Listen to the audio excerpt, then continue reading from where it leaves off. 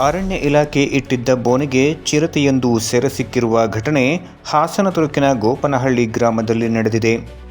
ಹಲವು ದಿನಗಳಿಂದ ಉಪಟಳ ನೀಡುತ್ತಿದ್ದ ಚಿರತೆ ಸಾಕು ನಾಯಿಗಳನ್ನು ಹೊತ್ತೊಯ್ದು ತಿಂದು ಹಾಕುತ್ತಿತ್ತು. ಹಗಲು ವೇಳೆ ಜಾನುವಾರುಗಳ ಮೇಲೆ ದಾಳಿ ಮಾಡುತ್ತಿದ್ದ ಚಿರತೆ ಸ್ಥಳೀಯರಲ್ಲಿ ಆತಂಕವನ್ನುಂಟು ಮಾಡಿತ್ತು.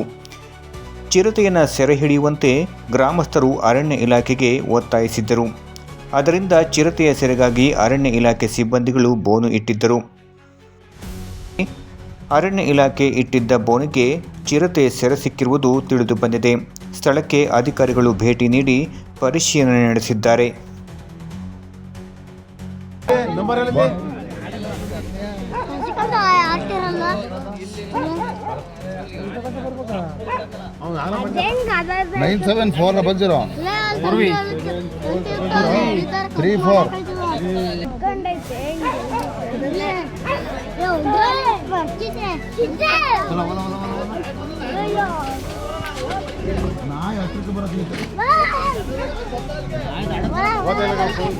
ಗೊತ್ತಿಲ್ಲ ಮಾತಾಡು.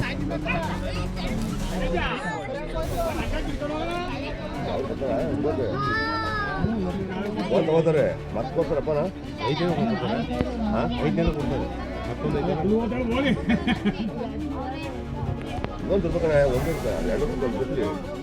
ಅವನು ಫಾರೆಸ್ಟರಿಗೆ ಫೋನ್ ಮಾಡ್ತೀನಿ ಇಂದ